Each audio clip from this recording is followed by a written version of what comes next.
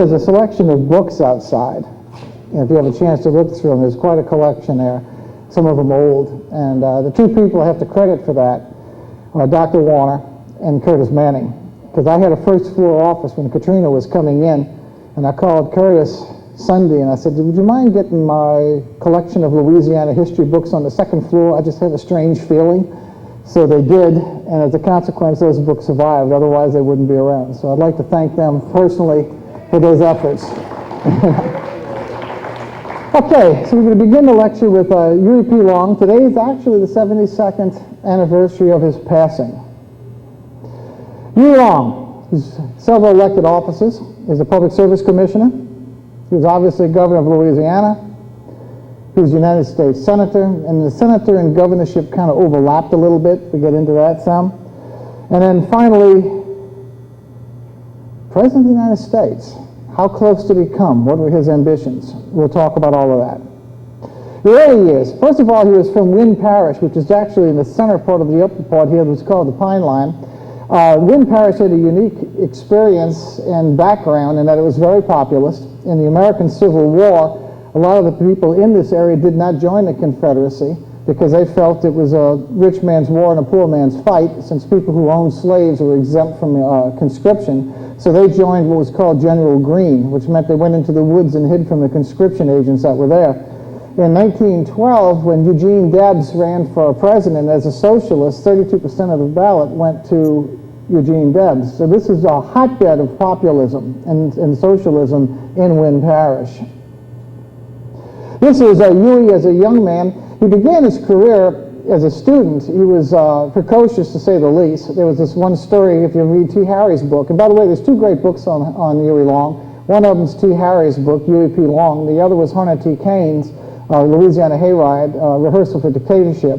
And if you want to understand Huey, you've got to read them both. T. Harry makes him out to be a populist. You'll find yourself killing yourself laughing on some of the things he does as you read it. Hunter T. Kane was an anti-Long individual who really gleans through the work and makes you realize how dictatorial he is. You have to understand both sides of this equation because the man was actually a composite of those two views. He begins his life, as I said, early on. He becomes a salesman for what was then called cotyledon oil. Back then you had gotten into the process of manufacturing cotton through cotton gins and everything, and they crushed up the seeds and created the first synthetic oil, cottonseed oil for cooking. Before that, everybody used lard. He got into a sales job working with cotyledon oil and was selling cotyledon oil throughout all the rural areas. This is actually a rehearsal for his political campaigning because he realized by doing that, and from that area himself, that he had a unique connection with the country folk and poor people in the upstates of Louisiana. And from that, he was able to develop some of his campaign tactics that most people would have thought would have been absolutely insane, but Huey realized they would work. This is Rose. What he did was, part of the process of selling cotyledon oil, he used to set up these different, go to state fairs and things and have baking contests. When he first met Rose, he fell in love with her when he saw her, so needless to say, the competition was you had to make your cake, but it had to be made with cotyledon oil. You know, she obviously won the contest and got the blue ribbon because he fell for her immediately. They had about a 3-year courtship when they finally got married. This is a picture of them later on. But she had to put up the $11 for the marriage certificates because Huey didn't have it. His early political career, his brother Julius, after he got married, his family was rather extensive, and he and his brother had an on-again, off-again relationship. And Julius said, all right, son, you know, you're married now. You'll probably have children coming along the way. You can't be a salesman traveling all over the countryside. So you really have to settle down, and why don't you become a lawyer like me? So he finances his ability to go to Tulane Law School. Problem was, Huey was one of those impatient individuals who didn't like sitting in classrooms and such the like as that, but he also had a photographic memory, and that goes back to when he was early in school, like in high school days. You know, one time he was in a Latin class, and the teacher asked him, you know, saw he didn't have a book on his desk and asked him to recite the next passage. He stood up and recited it in Latin and English. She thought that was, okay, great, so why don't you do it again, do the next one, and do the next one. He did each one, and she realized he'd memorized the book in Latin and English no matter where she went. He goes through life like this. I mean, later on in life when he's doing his autobiography, Every Man a King, he'll sit down to one of his advisors, why don't you go back and check Times-Picayune, February 2nd, page 2. I think you'll find that. And he'd look back and there it was. He'd recognize people. He'd see somebody, meet him 20 years later. He'd run into the person. He'd remember the person and remember the people that were with him. That's a tremendous advantage to someone like him. What happened here was he didn't want to go through the whole law school process, so Louis stepped ahead, read through the books, and discovered that there's two ways of doing it. One, you can actually go to law school and get the degree and take the bar exam, or two, you can take oral exams with 3 judges, in which case then he took the money that Julius gave him, found the brightest kid in the law school, made him into his personal tutor, and then with his ability to memorize everything, memorized as much as he could, went before the 3-judge panel, and within a year and a half had his law degree. Okay? Following that, he then devoted his practice. He moved with his brother, but soon split with his brother because they couldn't get along. And he was mostly defending poor people. He said he'd never take a case against a poor man. So he represented poor people in workman's comp cases and things of that sort throughout. Didn't make a whole lot of money. Had a small room with I think it was a cantaloupe box with a telephone on it and a typewriter and a little shingle hanging outside the door. Judge Harper comes in. He's a judge, a Louisiana judge, who ran into problems in the First World War with espionage. The federal courts were out to get him. Nobody would defend him, so he comes to see Huey. So Huey obviously offers to defend him, and this is where you get the insight as to how Huey operates, because what happens is Huey, you have the review where you have to sit down and decide which jurors are going to be on and which jurors aren't, and you have so many disqualifications. Huey looks over at the jury pool, and he's a great judge of personalities, finds those individual juries that he thinks are against him, and just remembers them. And then when there's a break for lunch, he gathers them all together, sits down in the rooms, cracking jokes, slapping them on the back, buying them drinks, buying them beers, having a good time. The federals are watching what's taking place. They write down all these people's names. When it comes time to disqualify jurors, they disqualify the jurors that Huey had been socializing with. That's the ones he wanted them to get rid of. He gets rid of them, the rest himself. Harper gets off. The next big case he handles is the Citizens National Bank case, where one of the executives of the bank ran afoul of the other executives of the bank. They decided to go after him for fraud. Nobody would go against the big bank, so he was forced to go to Huey Long as an attorney.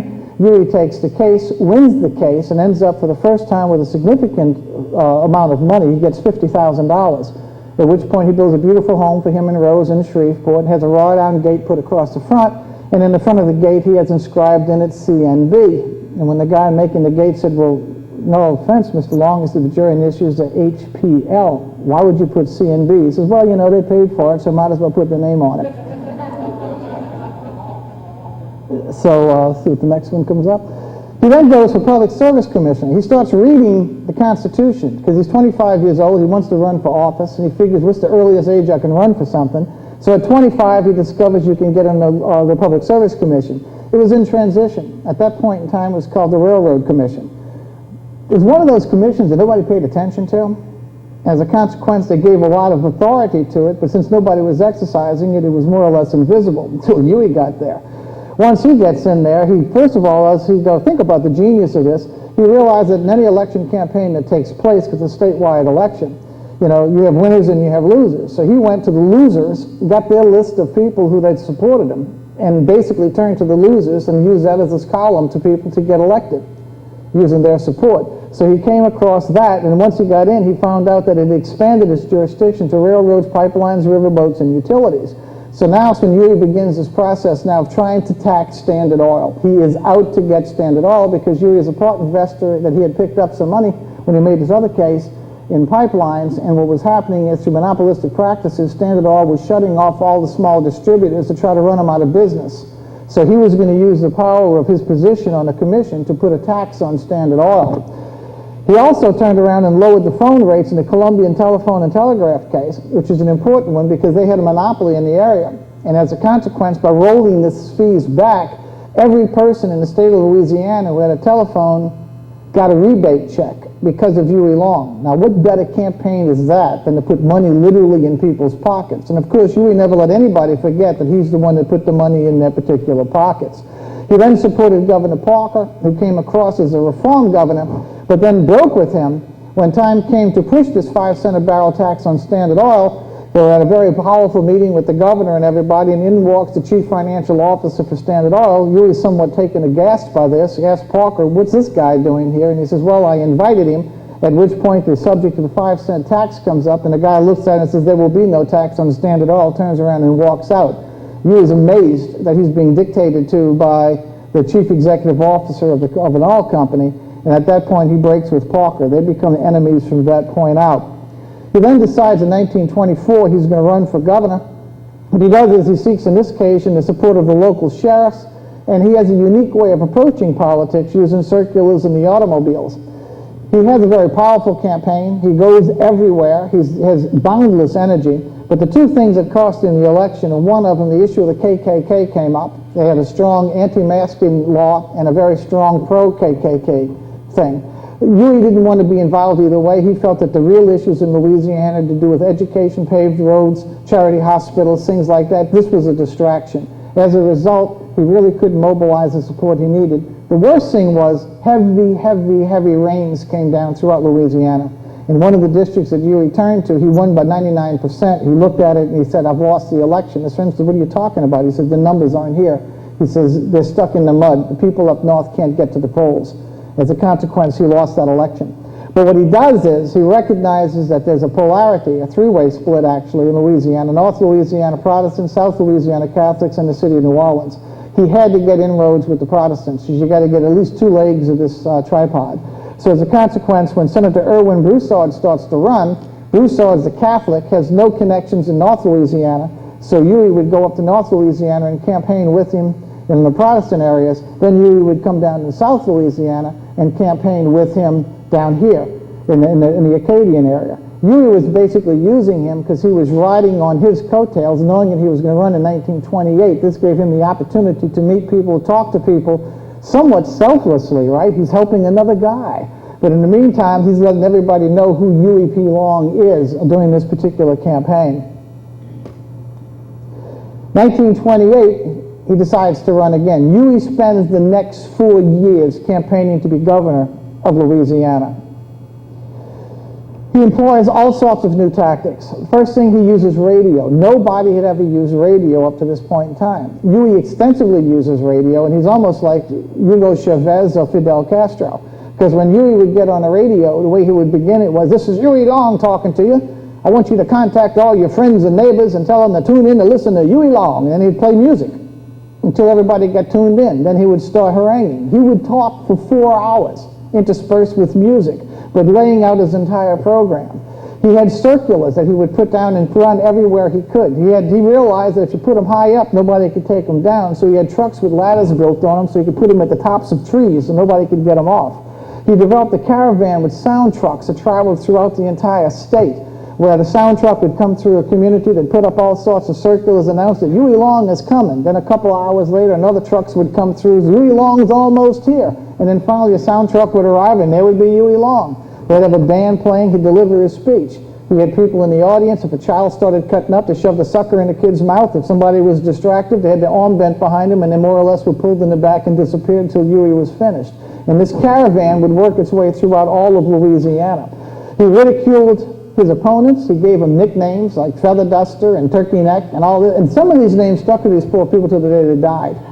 You know, so, but he was great at doing this by making fun of his opponents. Evangeline I'll get to in a second, because what happens when he gets into Evangeline Parish and he starts campaigning in Evangeline Parish, he starts reaching the heartstrings.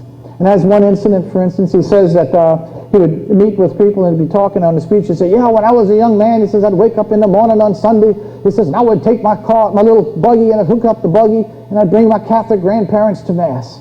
He says, and then later that afternoon, I'd hook up the buggy and I'd bring my Protestant grandparents to their services. And one of his friends one time, Huey, I didn't know you had Catholic grandparents. He says, we didn't have a buggy, man. What you talking about? I mean, he just made things up as they went along. He would stand up on the post. He'd always be dressed. He was a master of contradictions. And he'd stand up before the group out in the back country and start talking to them and say, how many people over here? Take your shoes off. Take your shoes off. I want you to raise your hand if you have a hole in your sock. Now, of course, they'd take their shoe off and they'd raise a hand. Now, you would be dressed to the nines, but he'd kick his shoe off and he'd had to cut a hole in the sock and he'd put his foot in the air and show his big toe sticking up. I'm just like you. You know? He had this ability to identify with people. Okay? As a consequence, he wins the election overwhelmingly. At that point then, he begins this process of bringing about his dream. He wants free bridges in Louisiana. Remember, there's no way across the Mississippi River until Huey Long is governor. He begins the plans for the Huey P. Long Bridge. It's finished after his death. Free health care, charity hospital. Free college. He felt it was absolutely essential for people to get education.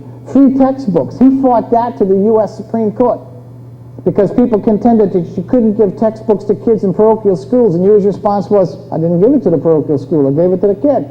I don't care where the kid goes. He won the case in the U.S. Supreme Court. Free highways. When it came to bank runs, because at the Depression was going on, you had runs on banks. And I think some of you would know what a run on a bank is. A bank only has so much money, and everybody runs and asks for their money out. Within a short period of time, the money's gone. Well, Huey heard about a run on a bank in Lafayette, so he told the president, don't worry about it, I'll be there. How much money you got in that bank? He says, what you need to know that for? He says, I asked you a question, give me the answer. So he wrote down the information. Huey shows up, or before the bank opens, tell the president, get out of there. I'm sitting behind this desk. First guy comes up in line, stands up and says, I'm going to take all my money out this bank. Huey says, you don't want to do that, because you know as well as I do that if you take your money out the bank and the guy behind you takes his, before we get through 10, 15 people, there's no money left in this bank, the bank's going to collapse, and all your friends are going to lose their money. Why don't you just go home and wait to sing out, we'll take care of it. I don't care what you say, Mr. Long, my name is such and such, I got the first in line here, and I got my check, and I want my money out. Huey looked at him and said, well, you see, son, that's where you made a mistake, because I'm first in line, and I got a check for every bit of money in this bank. I'll cash mine, bleed the bank, and you don't get a penny. You understand me? So I suggest you get back on your little buggy and go back to your farmhouse and leave this bank alone. In which case, everybody went away, and that was the end of the bank run in Lafayette. So this just goes to show you, he had an interesting, unique way of skinning the cat. This is Huey delivering a speech. As you can see, he's got his little band on the side here. And here he is delivering with his pictures on either side of him. This is his common man speech. He would, of course, nowadays with television and internet and everything else, you couldn't get away with what he did. He could deliver the same speech 10, 15 times a day and work his way around. But you didn't have television, you didn't have internet, you didn't have the things you have today then. So when a man like Huey came sweeping through town, it was exciting, it was interesting. So people gathered just to have the free popcorn and the hot dogs and listen to the band play and hear a speech. You know, and Huey provided entertainment at the highest level. This is his Huey Long. Now imagine the power of this. Huey Long is now sitting in Evangeline Parish. He's talking to the Acadians. I'm not sure if you're all familiar with the whole story of the Cajuns, how in 1755 they were driven out of Acadiana. They were forced out by the British. They were made basically slaves. Half of them died. Families were broken up. And they gradually filtered into French-speaking Louisiana. Longfellow wrote a 30-page poem called Evangeline that depicts the horrors of what these people went to. Okay, about how Evangeline stands by the oak, which is a famous oak in Lafayette, waiting for Gabriel, her lover, hoping that when one of the ships comes, he'll be on it. Huey taps into that energy when he says, it is here under this oak where Evangeline waited for her lover. He's standing by the oak, by the way, who never came. This oak is an immortal spot, made so by Longfellow's poem. But Evangeline is not the only one who has waited here in disappointment. Where are the schools that you've waited for your children to have that have never come? Where are the roads and the highways you've spent your money to build that are no nearer now than ever before? Where are the institutions to care for your sick and disabled? Evangeline wept bitter tears in her disappointment, but it lasted only through one lifetime. Your tears in this country around this oak have lasted for generations. Give me the chance to dry the eyes of those who weep here. How powerful is that? Huey also talked about his log cabin he grew up in. Little car. His sisters hated him because it's like, Huey, we're not poor, okay? Quit making us out to be poor folk. But Huey felt it was necessary to have that common thread. I mean, didn't we see that in the last elections before? We had John Kerry, whose family's worth billions, trying to make like he's poor. You know, they all try to have this common root. If you look at every one of them, they're millionaires. Right? You know, this is no different. I mean, the family was at one time moderate, but what happened was the daddy owned extensive farmland in the county seat of Wynn Parish, and when the railroad came through, it came on daddy's land, and the city grew up on daddy's land, so everybody bought property from daddy, so the Long family did quite well for themselves. That's a beautiful home. And there's an automobile, and this is 1913. That should tell you something. Oh, that was just a campaign button from Long. What happens after he becomes governor, he starts pushing through all these programs. Obviously, it's going to take money to make these things happen. He wants to go after Standard Oil. He wants Standard Oil. He wants to put a tax, a severance tax on their oil production, and he wants to use that money to come up with his textbooks, his highway programs, and everything else. Standard Oil then decided, all right, we've had enough of this upstart, we're going to shut him down. So as a consequence, what they do is they organize to stop him through an impeachment process. It's a very involved process. They went after him for everything from using vile language to anything you could possibly imagine.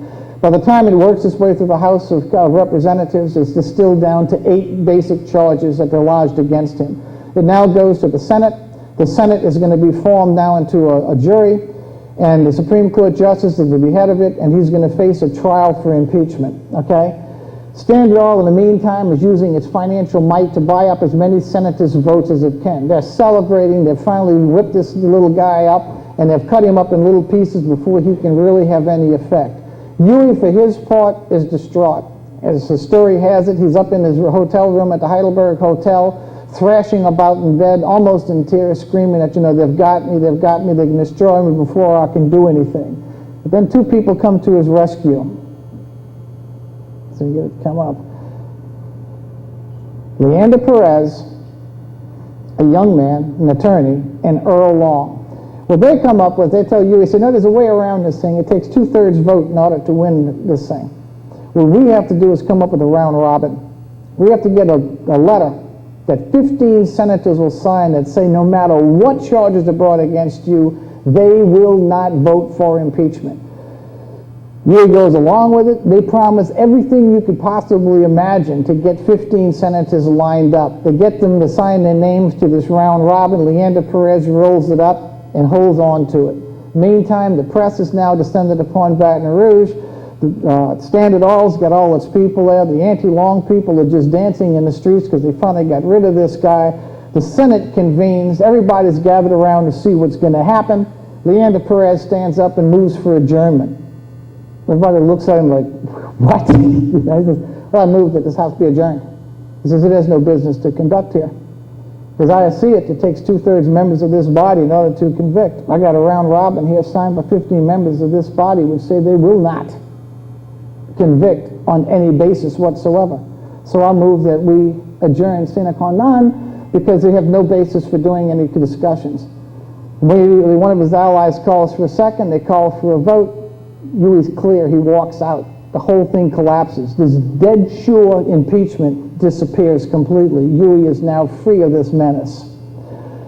Chaos obviously breaks out when Huey walks out free. But what comes out of it? There's a picture of Huey in the Senate. Now it looks like Leander right behind him. This is when he's sitting in the meeting. What happens after that, many feels a change in Huey. Before he was playful, he was fun, it was an adventure. But after they went to get him, they decided that now was the time to know that he was going to play hardball, that he wasn't going to take any prisoners anymore. And some see that as a transition where he starts becoming more dictatorial. He takes over the dock board. He took over New Orleans levee board.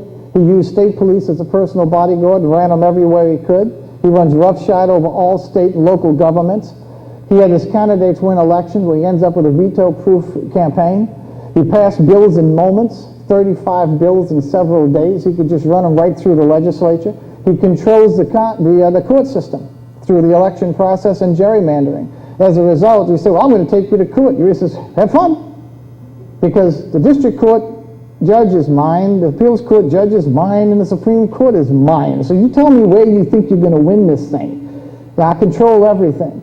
He gerrymandered districts to make sure the people he wanted got in as best they could. And I also started this thing of the deduct box. The thing with the deduct box was that anybody who worked for state government had to contribute 10% of what they got back in. I remember my father went to sea all of his life, and there was an old man, Pappy we called him, that worked on a riverfront. He says that, the guy would come every Friday, was payday, and the guy in a little ice cream truck. Remember the little ice cream wagons with the bicycle with the 3 wheels and a box in front with stuff on it? He said he'd come riding right down the riverfront, and everybody who worked would stop, what they're doing, come up, and they'd buy an ice cream for the guy. When he opened up the top, they reached in, they'd put 10% of their cash, and they had a brown paper bag on the inside that they put their money in. That was the deduct box. With this cash that Huey collected and he kept at the Roosevelt Hotel under the control of Seymour Weiss, that's what the money he used to buy campaigns, to buy people, to buy whatever he had to do. He had this slush fund. It would grow immensely as his reputation and power would grow.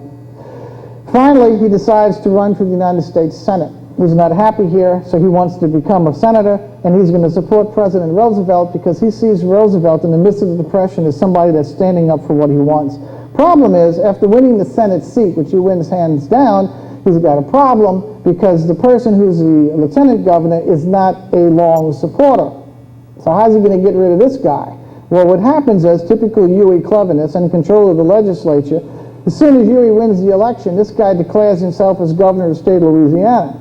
Huey didn't go to Washington. Huey doesn't go to Washington for almost a year. He stays in Louisiana despite the fact that he's elected to the Senate. This guy then vacates the office of lieutenant governor, has himself sworn in as governor, at which point Huey says, excuse me, but you're not governor, I'm governor. I never took the oath of senator. Until such time as I take the oath of senator, I'm governor. But thank you for vacating the seat of lieutenant governor, because I'm going to appoint O.K. Allen as lieutenant governor. Now I can take the oath as a senator and put O.K. Allen as governor. So I appreciate you vacating your position. Of course, they challenged it in court, and the guy loses. So Huey gets not only the senatorship, he's got O.K. Allen, the man who claimed would sign a leaf if it blew in front of him, to be his leader. This is Huey now. It is a free textbook rally. You can see all the kids out here because he gave out free textbooks to everyone. This is Huey at LSU. LSU was his pride and joy. LSU was everything to him. He even drew up plays. Now, what do you do if you're the coach of the team and the governor of the state of Louisiana is drawing up football plays? Do you not run them? Of course, if you lose, I mean, he's going to be mad at you. But if you don't use his play, you're in more trouble than you can possibly imagine. One of the sidelights of this, he loved LSU so much that at one occasion, the Ringling Brothers Circus was coming into Baton Rouge in order to have a big parade, circus parade before their show. Huey calls him up and says, you can't come in this weekend. I'm sorry, I got the homecoming game for LSU, and we've got a parade downtown, and I don't want any distractions. Now, you come next week, and I'll lead your damn parade. I'll get on top of the lead elephant. But this week, you can't come in. The guy from Ringling Brothers says, Mr. Long, I do appreciate what you have to say, but the fact of the matter is we are on a tight schedule. This is our schedule. We're going to follow it through. We're going to be there this Sunday. At which point Huey responds, well, you know, have you ever read Louisiana law? And the guy says, about what? He says, well, you know, if you bring an animal across state lines, you got to dip it. How do you dip a tiger? Man, I can't imagine. How would you dip an elephant? I mean, how long would it take to build something big enough to dip an elephant? So the guy says, all right, if I come next week, he says, by the time you come next week, I'm sure I can find some way around this law, and I'll lead your parade for you.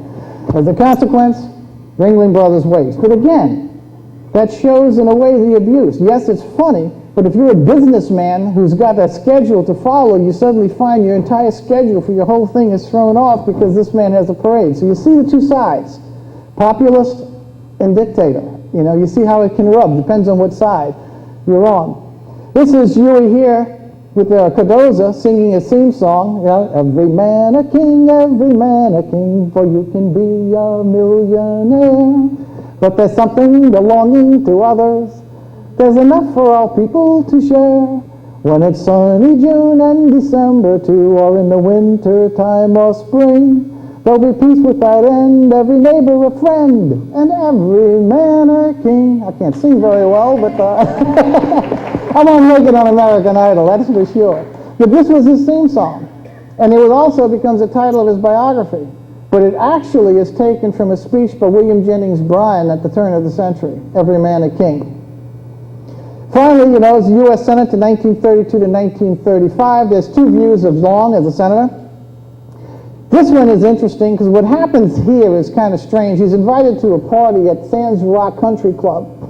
He goes to the country club, and Huey's an impatient man. He has to go to the restroom. So he goes to the restroom, and there's a line of guys lined up in front of the urinal, and he's in too much of a hurry, so he doesn't want to wait. So we don't know exactly what happened, but he had been drinking, as Huey was wont to do on occasions. And so apparently what he did was get behind some tall guy and figured he could get between his legs and probably make it in the urinal. Of course, the guy didn't appreciate the fact that his aim was off and he wet the whole back of his pants, so he punched him out. All we know is Huey comes out the bathroom with a black eye. I think we got a senator right now who's got a problem, you know. So needless to say, you know, his opponents took advantage of this, And this became the cartoons, Kingfish with a Black Eye. That's where that originates. Of course, the other cartoon is put up by the Louisiana Progress, which was his own newspaper, and he have all his henchmen sitting down plotting against him, saying Long was right when he was talking about you, otherwise it denies these statements and all these things. And here you got Huey up on the side. It's almost like David's Napoleon with the candle burning down, working the midnight oil as he's sitting down writing plans for the school districts everywhere and free school books and all the different things he's got. Look how dutiful he is for signing this legislation and drafting things with the light on, so obviously it's late at night. So you see the contrast of how Huey is viewed. This is his biography. Again, Every Man a King. He didn't know what the title he was going to use. His gentleman Percy was sharing a room with him in a hotel. When Percy woke up, he said, why don't you use William Jennings Bryan, Every Man a King? At which point Huey jumped up and started jumping up and down in the bed. Great title, let's use it, So he published it. Interesting thing, he couldn't get it published. He brought it up to New York, and there wasn't a publishing house around that would do it. So what he had to do is find somebody who would actually print it, and then he had to create his own publishing house in New Orleans to get it done. First run is about 50,000 copies. Total of about 70,000 was run. He really couldn't get anybody to sell them because nobody would touch it, so he started giving them out. If you notice, there's a copy of it up front. That's why I'm forever grateful to Dr. Warner and Curtis for saving those things, because they're treasures. The back is great. Blame it all on me. Look at that smile, huh? Is that the cat that ate the mouse or what? This is Huey with his family, as a senator with his white linen suit. I was looking for a suit tonight to wear for that, but I wasn't able to find one. At the beginning, he worked for Roosevelt. He felt a kindred spirit because he thought they were both working for the poor, okay? He fought to get delegations at the Chicago Convention. There was a contested delegation from Louisiana. 2 delegations showed up. Surprise, right? Typical Louisiana. Huey gets up there to deliver the speech, and he delivers such a powerful speech at the convention floor that his delegates are seated. But it's such a powerful speech that people like H.L. Mencken and Will Rogers start commenting on the fact that who is this Southerner who's so electrified everybody? At that point, then, Huey, once his delegation is settled, starts running from the different delegations, state delegations, especially the Southern ones, coercing them, arguing with them, whatever it takes to get them to go with Roosevelt. So as a result, some contend that Roosevelt might not have won that convention had it hadn't been for the activities of Huey Long on the convention floor fighting to get Roosevelt in. He's dove into the Arkansas and Mississippi delegations in particular.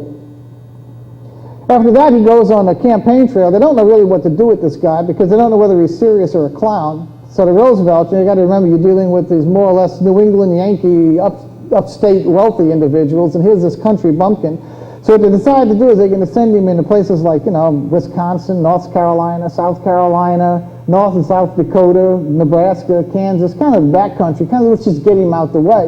When word starts coming back from Roosevelt's operatives, I don't know who this guy is, but he is setting fire to the Midwest. I mean, these people absolutely love him. He's getting on radio. He buys all new sound trucks. He finances his campaign himself out of the deduct box, and he is pushing his operations everywhere. As a consequence, Roosevelt wins. But he develops his reputation as a hard campaigner and a very powerful lecturer. Okay? Many believe that Huey's efforts got him Roosevelt elected. This is Huey on the stump. You can see him. They're just making a point on something. And he was very, they used to have this window thing. He was very animated in all of his speeches. This is his program. I'm not going to read it all, but this is Share Our Wealth program. Limit poverty, providing deserving families a share in the wealth of $5,000 free of debt. Old age pension. If you look at Huey Long, Share Our Wealth program, it is America today.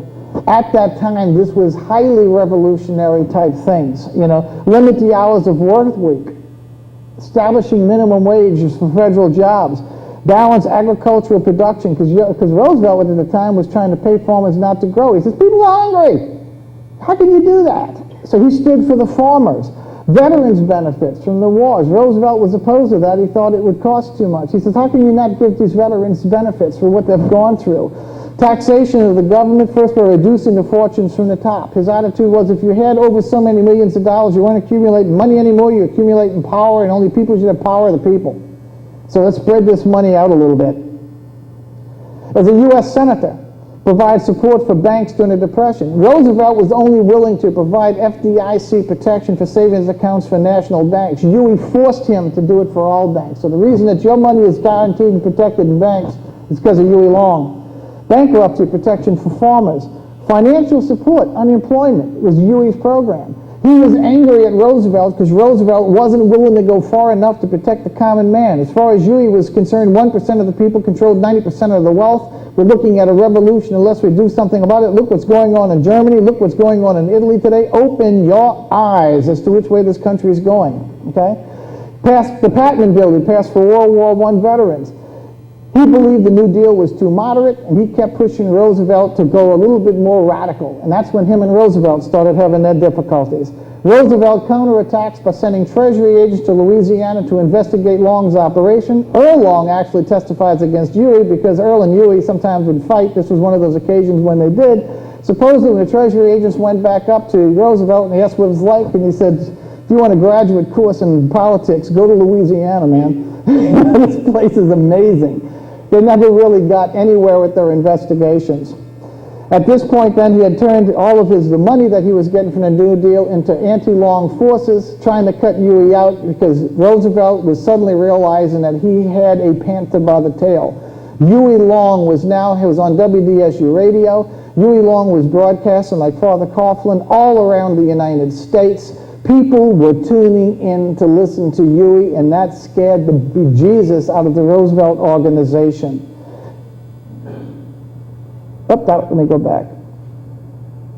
This is a veto parade. He joins a parade for the veterans' benefits. If there was a camera, he was there. You know, he had the ability to find it. This is Senator Long coming down the steps of the Capitol. You can see he can be dignified or he can act the part of the buffoon. At the same time, he was a U.S. Senator. He controlled politics in Louisiana. You can kind of read that. He passed 35 bills in a matter of days. When he would walk into the legislature, literally as governor, at this time as U.S. Senator, he would walk into the House and start to release the 35 bills to special session. I want him, just read the thing 3 times. Just read the title. You have time to read the whole thing. Once you got to go to committee, no, let's have a vote. No committee, no committee, fine. Is it passed? Passed, good. All right, send that one to the Senate. Let's get to the next one. That's how he went through it. And the people who were opposed to him realized we didn't have a democracy anymore. It was a shell game. But Huey got everything he wanted. He took control of Alexandria's local government, brought in the National Guard and the police to police New Orleans elections. He got his tax on Standard Oil. School board members and teachers had to pass tests for a state commission. One of the basic tenets of the test was if you were for long or against him. If you're against him, you didn't get a certificate. If you were, you got a job. Control over the New Orleans City Sewage and Water Board. He cut off at one time all funding to New Orleans, state funding, because he was at war with what he called Turkey Neck Walmsley. You know, and so as a consequence, he punished him. The Capitol, Art Deco, 36 days to divine, 34 stories high, 350 feet high, tallest Capitol in the United States, 450 tons of Alabama limestone, 2,500 rails cars, took $5 million to build and took 14 months. We're 2 years after Katrina. Look at this theater. What does this tell you? Things were different back then. One step in the front for each step. It's a 50-foot high main door as you walk in, and I believe the marble came from Italy, imported from Italy. It's an amazing building architecturally if you go about it. It is an astounding piece of work. He then decides to set his goals on being president of the United States. Okay? His plan, he threatened Roosevelt from the left. As 1935 approached, he figured he'd run as a third-party candidate. He could take enough votes against Roosevelt where Roosevelt couldn't win. Let the Republicans have it in 36. Republicans are idiots when it comes to the economy. They'll completely screw everything up. By that time, I'll have Louisiana on its feet. And then when the 1940 comes around, I'll run for president using the example of Louisiana and what I've done here in order to win. So the New Deal is believed Long intended to run as a spoiler in the 36 election. He used his Share Our Wealth program across the nation. He took to the radio again and broadcast his ideas throughout the entire nation. I remember when T. Harry's book came out in 1972, I believe. I was a graduate student at UNO, and I was working with Stephen Ambrose and Joe Logsdon and all these historians. And when the book came out, everybody read it. And I remember sitting down in one of the rooms with, you know, like I said, Logsdon and all these guys, Ambrose and all, and they were talking about T. Harry's book, and what they were saying was how shocked they were at how little he focused on his national posture, how powerful he was. And I'm thinking, I just read the book and I had no idea the guy was that powerful. So that just goes to show you what a great character he was on the National League. He split the Democratic votes and caused it to happen is what his goal was. There we are. He had a thing, he'd go out in a speech, he'd talk about high Papa Lorum and low Papa Hiram. What he'd talk about is, did you know, he says, the way they handle is you've got the difference between the Democrats and the Republicans, the same as there is between high Papa Lorum and low Papa Hiram. He says, what it is you take the tree and you skin the bark from the top to the bottom. That's called high Papa Lorum. If you skin the same tree from the bottom to the top, that's called low Papa Hiram. But you're still skinning the tree. And that was the reference he would use, that there's no difference between these parties, guys. You know, none whatsoever. So he moved on from there, and he was pushing his share of the wealth program for recovery. He planned in 1940, it said to be there. This is a game that one of the newspapers came out with, reached the White House, Red Book's 1936 game, and it's got, you can see that, here's a little Napoleon, that's Huey Long right there in the middle, that's basically a spoiler in the board game. This is him delivering one of his radio addresses. Like I said, he would talk for 4-5 hours straight. Call your friends and neighbors, tell them that Huey Long is on the air and wants to talk to them. Tune in. This is his famous windmill gesture. His hands were always flying all the time. He walked into the Senate first time smoking a cigar, which was a complete violation of all the codes with his hat on. He just didn't care, you know. Hattie Caraway, who was sitting next to him as a senator, had filled a seat when her husband had died. They just let her sit in there. She was just, you know, to sit down to the end of the term. Well, Huey realized when she was up for running, he said, well, you're going to run again, aren't you, darling? She goes, oh, no, I don't have any support. I'm just here to fill my husband's seat. And he looks at her voting record. She realized she voted with him all the time. He says, darling, no. He says, you got to come back. You got to qualify. She says, I have no hope of winning. He says, trust me, you're going to win this election. He took his sound trucks. In 8 days, delivered 34 speeches and carried Arkansas for Hattie Caraway. He did the same thing in Mississippi. He controlled politics regionally. Okay, that's how powerful he was with this machine. This is him delivering another speech. He was famous for his Ramus gin fizzes, so he had to get off the wagon some because he drank a little bit too much, but that's the recipe for it. What he did was he brought the bartender up to New York to show him how to make a gin fizz, and that's him demonstrating how it's done. Of course, he got a little tight in the process because he kept tasting, no, you're not quite there yet, try another one. So after about the fourth one, he goes, yeah, now you got it. You know, so that's how he does it. And of course, this is Huey after he's had a few too many gin fizzes. That's why you get a black eye. This is Huey again. There was an issue called pot liquor, and it became a big issue. There's one of those little things that's the tempest in a teapot, but Roosevelt made a speech about the fact, trying to demonstrate that he was a common man, so he ate pot liquor too. And pot liquor is just taking collard greens, boiling it down until you basically, what you get out of it is a soup, and then you dip your cornbread in it. Of course, Roosevelt made the mistake of talking about how he crumbles up his cornbread and puts it in the pot liquor. At this time, Roosevelt and Huey were having problems, so Huey then appears on the Senate floor and delivers in part of a filibuster a whole story on just the recipe on how to fix pot liquor and how there's the difference between dunkers and soakers, and the only people that are really true Southern people and understand what pot liquor is all about are the dunkers. Nobody really soaks their cornbread in pot liquor. You know, in which case it was another assault on Franklin Roosevelt through kind of the back door, showing him this guy may be trying to pass himself off as a populist, but trust me, he's not even got to eat pot liquor. So they turned around and took a picture of him. There's Franklin. James Farley was one of Franklin Roosevelt's top aides and top political strategists. He started taking real careful note of Huey Long. The result of this Democratic poll, they held a very secret poll that only the president and the president's top men knew about. And they kept it secret to find out just exactly how powerful Long was. This is Farley's report to Roosevelt. The Democratic National Committee conducted a secret poll to find out Huey's sales talks of his Share Our Wealth program and how it was responding to customers. Running on a third-party ticket, Huey would be able to poll 3 million to 4 million votes. He had much of a following in the North as he did in the South. He was a strong appeal in industrial areas as he was in agrarian areas. Huey was reaching and tapping and plucking the heartstrings of the common man during the Depression.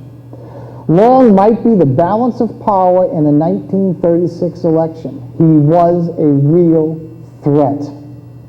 Take that number and away, 4 million votes, and this could spell disaster for you, Mr. President. So it was very real, the threat that he had. Okay? Raymond Morley, his other brain truster, was sent to work with Huey, to visit with him, to spend time with him. Largely because of the mutual distrust, not to say antipathy, that prevailed between Roosevelt and Senator Long, I was delegated by the President in '33 to maintain contact. I spent many hours talking to Huey Long.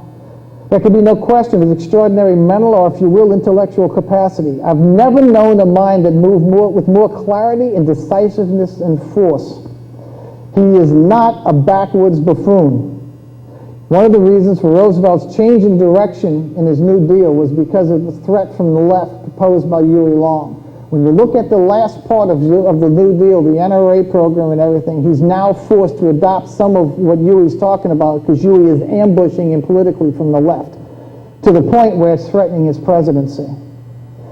Where is his national base? He graced the cover of Time Magazine, Newsweek, New York Times, The Nation, Saturday Evening Post, and Collier's. New York Times had him as the most dangerous man in the country. The March of Time, remember those newsreels that used to come on between Huey Long and Pathétique, I think was another one, always highlighted the antics of Huey Long. When Huey Long delivered a filibuster in the House, in the Senate, people would not go to plays, they would buy tickets and crowd into the gallery to hear Huey Long deliver a filibuster.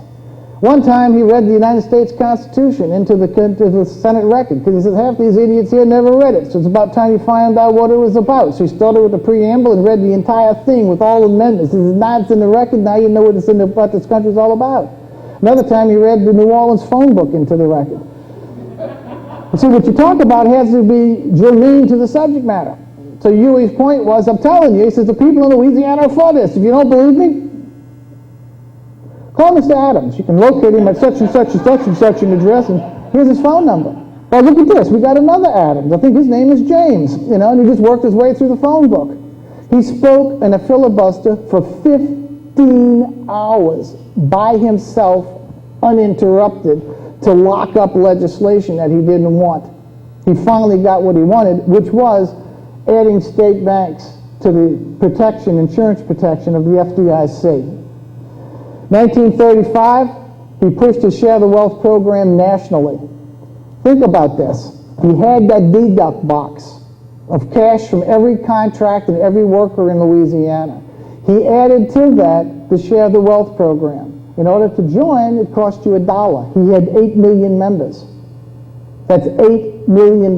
This is 1935, running for president with a deduct box with at least 8 million just on this level, and God knows how much more from other areas. He had enough to finance a presidential election, and it was coming from not big contribution, but from little people, given $1. That's what's more threatening to a major politician than anything else.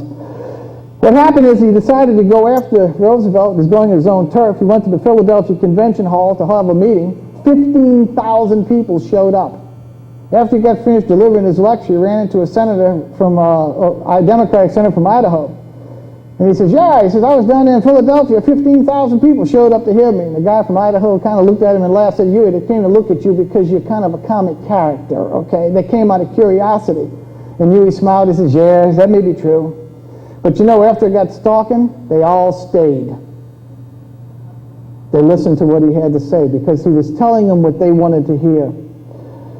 He then went to Iowa. He met with Bello Reno of the Farmers Union, which was very powerful. And this is when he ran against the NRA bill. This is Huey here. I got a little quote if you can set it up. He delivers a speech about a barbecue as a metaphor. And this is an actual recording. Let's see if we can get it going. And you can hear Huey's voice. How many men ever went to a barbecue and would let one man take off the table what's intended for 9/10 of the people to eat? The only way you'll ever be able to feed the balance of the people is to make that man come back and bring back some of that grub he ain't got no business.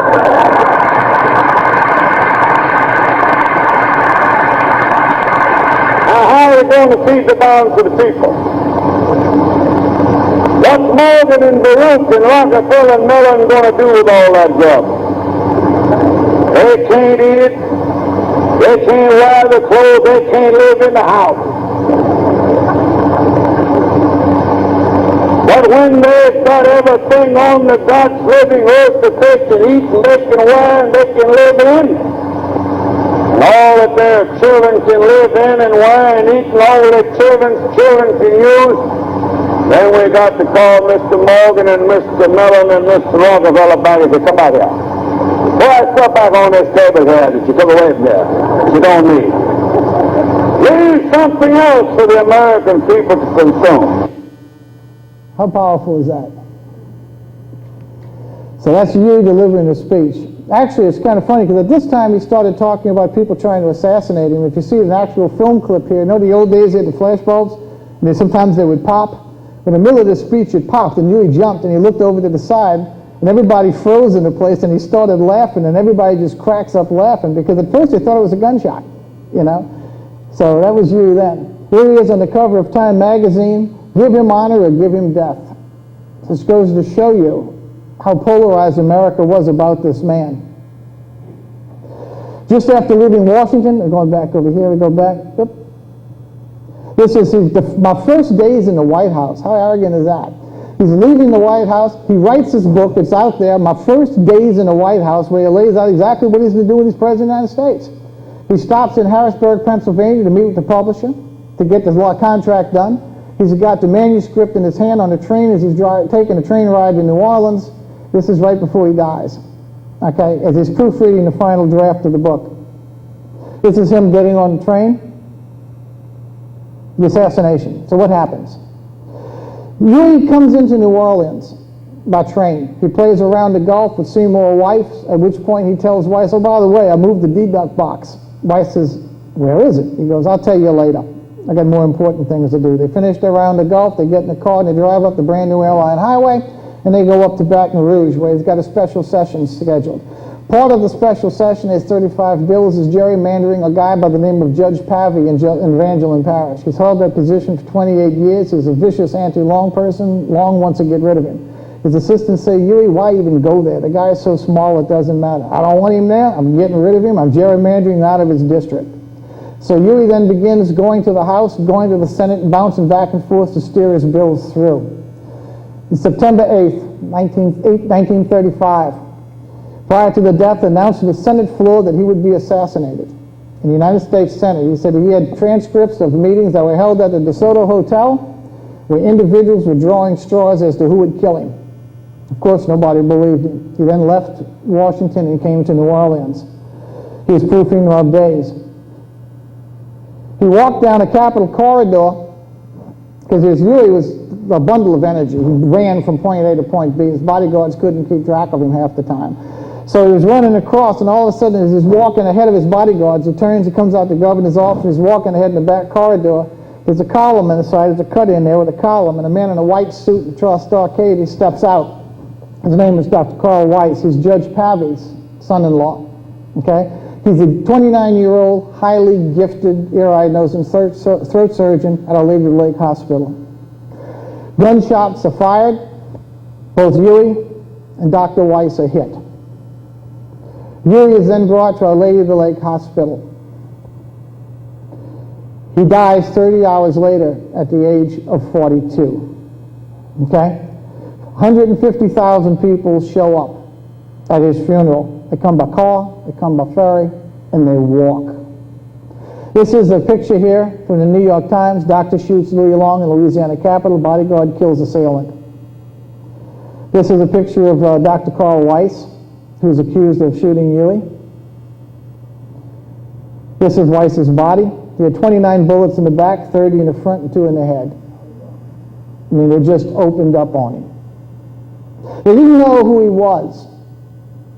They rolled him over, nobody recognized him. It took a while for somebody to come up and look and say, oh my God, that's Dr. Weiss. No indication he would do anything like this. He had a 6-month-old baby that he absolutely loved. He left Our Lady of the Lake Hospital after doing his rounds and came out there and probably stopped by the Capitol and came out. This is where the story gets hazy, okay? This is the Honolulu Star Bulletin. Huey condition worse today. Physicians fear serious developments. What happened? What happened is Huey's up in a corridor. Now, there's several theories as to what happened to Huey Long. But the facts are that there's a shooting taking place. Jimmy O'Connor was sent downstairs by Huey to get him some cigars in a concession stand. He's flirting with the girl behind the counter when he hears what he calls a firecracker pop. He runs outside and he sees Huey running down the steps with blood coming out the corner of his mouth. He says, "What happened?" Huey says, "He shot me." At which point he grabs him, runs him outside, finds a guy in a car in front of the Capitol, pulls the guy out the car, throws Huey in, jumps in the car, brings him to Our Lady of the Lake Hospital. Okay? When he gets there, the only doctor present is Dr. Clyde Verdreen, who's the director of Charity Hospital in New Orleans. He's a political appointee. He's not there because he's good with his hands. He knows he's not a good surgeon. What he does is, Huey's awake the whole time. He tells them, "Look, I want Dr. Urban Myers and Russell Stone of New Orleans, and I want Dr. E.L. Madison from Shreveport here immediately." Problem is, the weather is bad. The flight from Shreveport, you don't have instruments and all the stuff you have today. They can't leave Shreveport.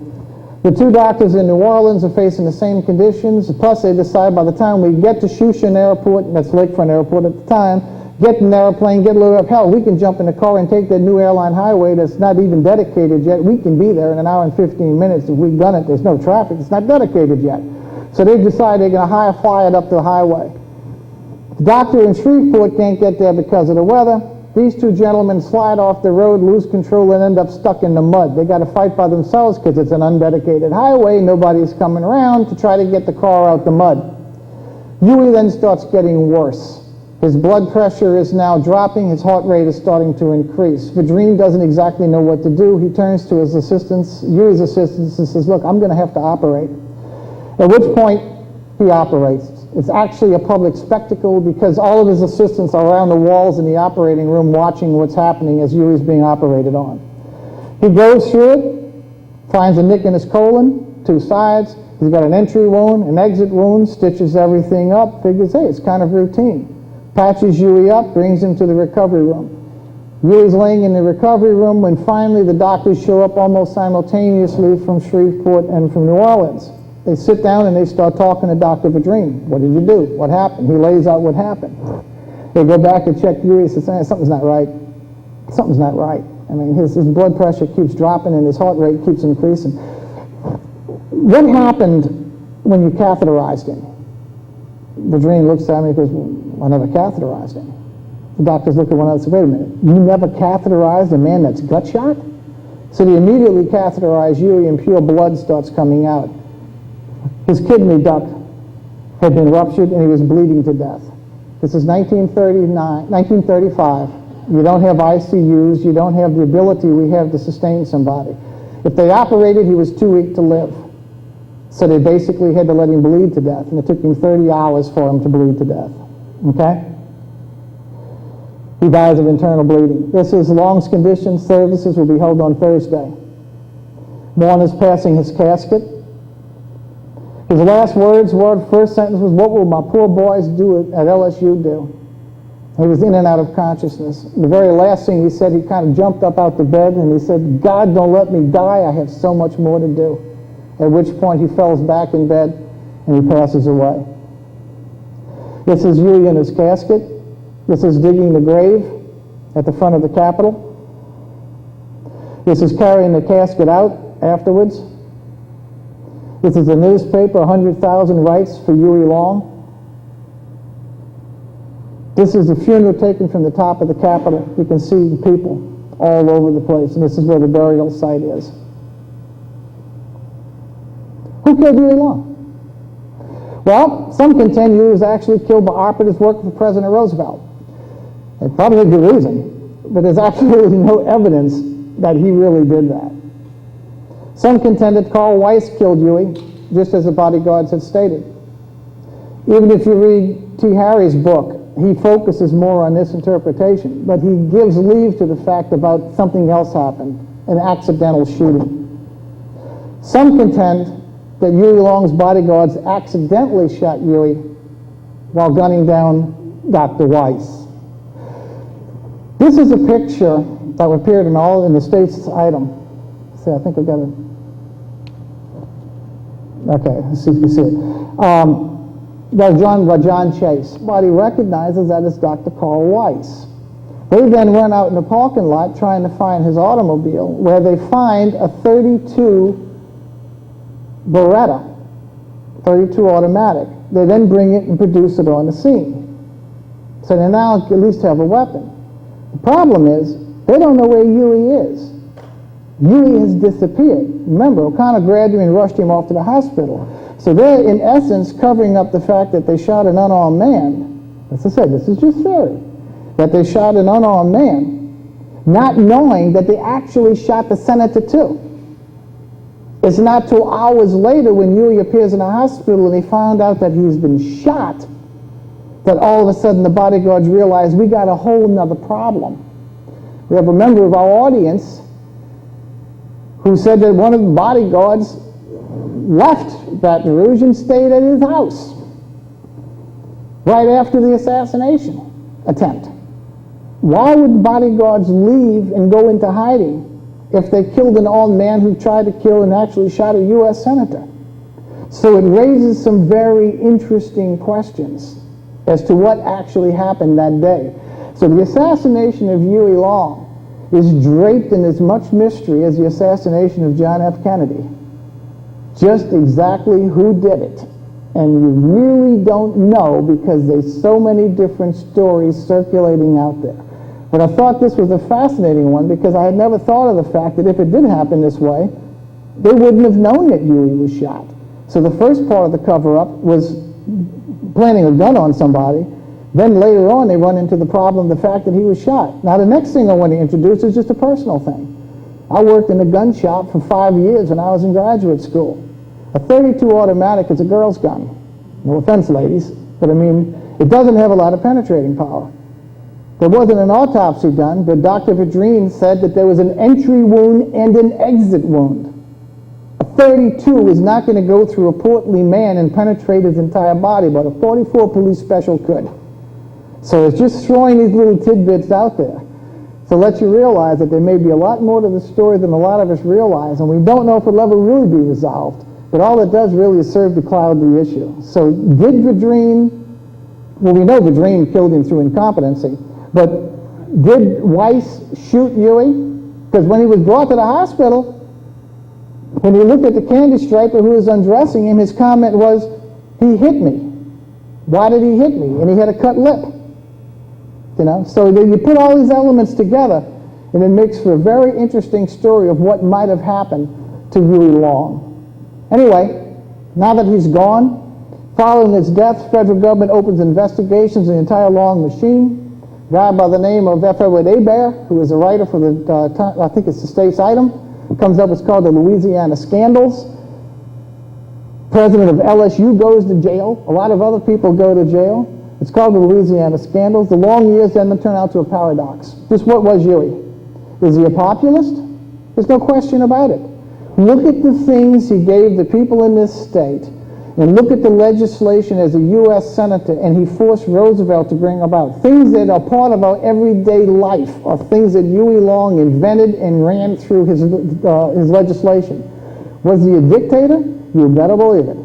Because if you were opposed to Huey in any way, he had no contentions whatsoever or any compulsions to not crush you like a bug, because that's what he felt was absolutely essential.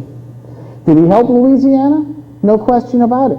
There were no paved roads in Louisiana when Huey started out. The first road program that came out, his engineers drew a road from New Orleans to Baton Rouge to Alexandria to Shreveport. Huey looked at the thing and said, "You got to be crazy."